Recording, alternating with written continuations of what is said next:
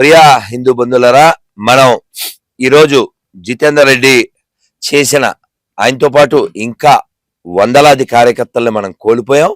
ఆ టైంలో ఈ కమ్యూనిజం ప్రభావంతో చాలా మంది వేల లక్షల మంది కార్యకర్తలు యువకులు మట్టిలో కలిసిపోయారు. ఎందుకంటే కమ్యూనిజం అనేది ఒక అపసిద్ధాంతం. ఆ సిద్ధాంతంతో మన దేశంలో ఇలా ఇంకా రష్యా చైనాలో లక్షల మందిని చంపేశారు. స్టాలిన్ ఒక్కడే వాడు 1 కోటి మంది పైన చంపాడు.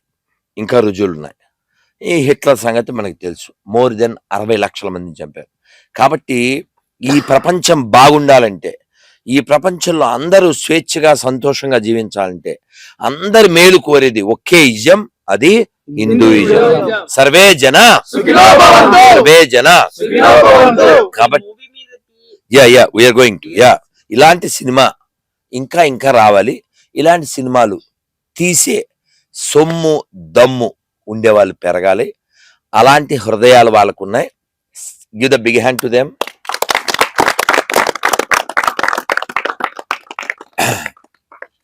విరించి వర్మ దర్శకత్వంలో రాకేశ్వరే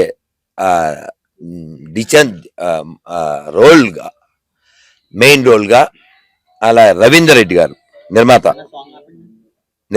రవీందర్ రెడ్డి గారు, ముదిగొండ రవీందర్ రెడ్డి గారు. యాక్చువల్ ఎలాంటి సినిమాలు తీయాలంటే సొమ్మున్నా కూడా దమ్ము ఉండదు. ఎందుకంటే దేశభక్తి లేకపోతే ఇలాంటి సినిమాలు తీయడానికి ముందుకు రారు. వారు ముందే చెప్పారు, మేము ఇది సినిమాగా తీయలేదు, ఈ నిజం జనానికి తెలియాలని తీశారు. కాబట్టి ఇలాంటి నేను మీ అందరికి ఒకే రిక్వెస్ట్ చేస్తున్నాను, మీరందరూ ఎదగండి. ఎన్ని కార్నర్స్ లో ఎదగలుగుతారో ఎదగండి. ఎదగడానికి ప్రయత్నించకపోయినా తొక్కడానికి చాలా మంది సిద్ధంగా ఉన్నారు. మీకు తెలుసు, ఈ మల్కాజ్గిరిలో ఇప్పుడు రిజిస్ట్రేషన్లు ఆగిపోయినాయి. ఎందుకో తెలుసా? అదే చెప్తాను. ఔరంగజేబు అనేవాడు, వాడు ఎవడో, వాళ్ళు దొంగ, లంగ, వాడు ఈడ మీరు ఉచ్చబోసుకోండి అని 750 ఎకరాలు ఇచ్చాడంట. ఇస్తే వీళ్ళందరూ అవి మాయ అంటున్నారు. దానికి రుజువేమక్కర్లే. ఒక బస్సులో మనం చిన్నప్పుడు కచ్చిఫేసి కచ్చిఫేయిస్తే మనం వెళ్ళి కూర్చునేవాళ్ళం. కానీ ఆ కచ్చిఫేసి బస్సులో కూర్చునేది వాళ్ళకి నచ్చదు. బస్సు పైన దుప్పటేసి బస్సు మొత్తం మాది. ఇదే వక్ఫ్ బోర్డు యొక్క, నన్ను బంద్ చేయనా ప్లీజ్, ఇదే వక్ఫ్ బోర్డు యొక్క తీరు. వాళ్ళు ఈ దేశాన్ని కబలించడానికి కాంగ్రెస్ అనే ఒక లత్కోర్ పార్టీ అప్పటి నుంచి అదే పనిచేస్తుంది, ఇప్పుడు కంటిన్యూ చేస్తుంది. ఈ తెలంగాణలో కులగన్న పెట్టింది. వాళ్ళది మొత్తం వాళ్ళ ఫ్యామిలీ చూడండి, అంతా సంకర జాతి. అది వాడు ఎవడెవడు పుట్టాడు తెలదు. మీరు లెక్క చూడండి. వాడు ఫస్ట్ సుఖరోగ్గాడు, వాడి కూతురు, దాని మగడు, తర్వాత దాని కొడుకు. వెళ్ళి తాళం వేస్తే బాల్ డాన్సర్ వచ్చా. ఆ బాల్ డాన్సర్ కి వాడికి పుట్టిన ఏం పప్పుడు గన్నేరు పప్పుగాడు వచ్చాడు. సో కాబట్టి ఈ పప్పుగాడి పార్టీ తెలంగాణలో ఇప్పుడు కులగణన అని చెప్పి హిందువులు విడగొడుతుంది, చెరగొడుతుంది. గుర్తుపెట్టుకోండి, హిందువులు విడగొట్టడానికి వాడు ముస్లింల్లో కులగన్న చేయడు. క్రిస్టియన్స్ లో బొచ్చుడు మంది ఉన్నారు. షియా మసీద్కి సున్ని బోర్డు, సున్ని మసీద్కి షియా బోర్డు, కేథలిక్ దానికి పెంతుకోస్తు బోర్డు, పెంతుకోస్తు ఇంకో కేథలిక్ బోర్డు. కాబట్టి ఈ దేశాన్ని నిలబెట్టేది హిందువులు, ఈ దేశాన్ని కాపాడేది హిందువులు. కాబట్టి హిందుత్వం ఉంటేనే ఈ దేశం ఉంటుంది. జిత్తన్న చెప్పారు కదా, ధర్మం ఉంటే దేశం ఉంటుంది. కాబట్టి మీరు ఎదగండి. నా రిక్వెస్ట్, 6 రకాలుగా మీరు ఎదగండి. ఒకటి మీరు చెప్పండి. శారీరక, మానసిక, ఆర్థిక, ఆధ్యాత్మిక, రాజకీయ, ఇన్ని రకాలుగా ఎదిగితేనే మనం ఉంటాం. నాకెందుకు వాడు చూస్తాడు, వాడు వస్తాడు, ఎవరు రాడు. బంగ్లాదేశ్ లో ఊచకొత కోశారు, పోలీసులు ఆర్మీ కలిసి హిందువుల్ని చంపుతున్నారు. నిన్న ఇవాళ కూడా. సార్, నువ్వు ఏడ తగ్గితే అక్కడ తొక్కుతారు, గుర్తుపెట్టుకో. సెక్యులరిజమైన ఎవరైనా అంటే చెప్పు తీసుకొడతా. నా కొరకల్లారా ఎవరైనా నిరూపించో, 10 లక్షలు ఇస్తా. సెక్యులరిజం లేదు. అదే అదే మళ్ళీ చెప్తున్నా, సెక్యులరిజం అనేది పిచ్చకొట్ల కావాలి. సెక్యులరిజం నపుంసకులు చెప్పే మాటలవి. ఈ దేశం హిందువులది. ఈ దేశానికి ఇస్లాంకి, ఈ దేశానికి క్రైస్తవానికి, ఈ దేశానికి కాంగ్రెస్ కి, ఈ దేశానికి కమ్యూనిజానికి ఏ సంబంధం లేదు. ఇది అనాదిగా హిందువుల భూమి, సనాతన ధర్మానికి సంబంధించిన భూమి. దీన్ని ముక్కలు చేశారు. ఇప్పటికే కొన్ని కోట్ల మంది చంపిండ్రు. కొన్ని వేల దేవాలయాలు ఈ రోజుకి ఆక్రమించారు. తమిళనాడులో చూడు, తెంకాశిలో నిన్న మొన్న గుడిని దర్గాగా మార్చారు. సిగ్గు లేకుండా వేములవాడలో లోపల శివుణ్ణి మొక్కి బయట శవాన్ని మొక్కుతున్నారు. చాలా దురదృష్టం ఏమంటే ఈ తెలంగాణలో వేల మంది హిందువుల్ని రజాకారులు చంపితే ఇంకా నువ్వు బయ్య అంటావేందా? నీ అయ్య నీ నోట్లో ఉయ్య. అందుకని ఎవరైనా సెక్యులరిజం అన్నాడా వాడిని ఇట్లా ఇడిచిపెట్టండి. అందుకే చెప్తున్నా ఈ మూవీ చాలా బాగా తీశారు. చాలా అద్భుతమైన సంగీతం ఇచ్చారు.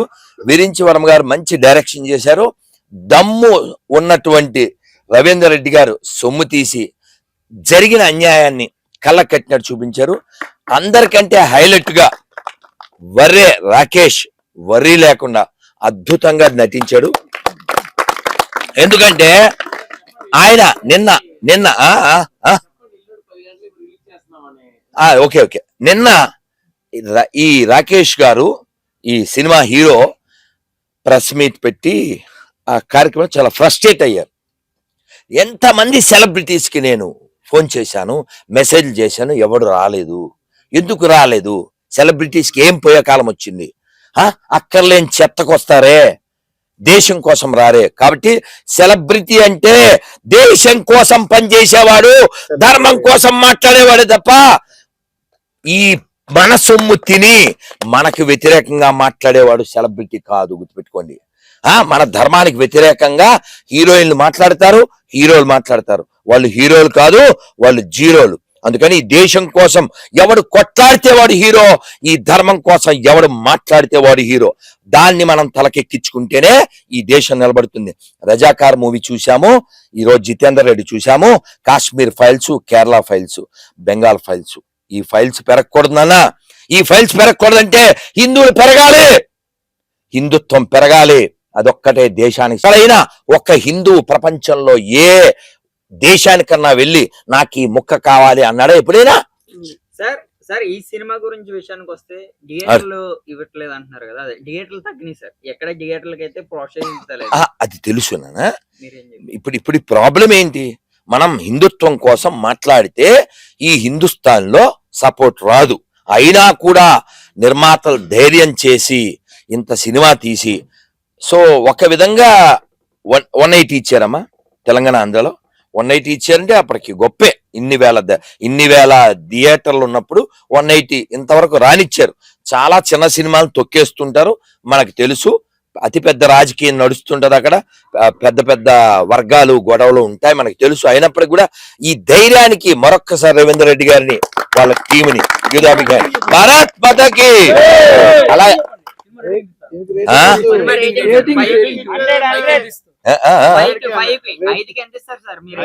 మేము 5కి 5 ఇస్తాం.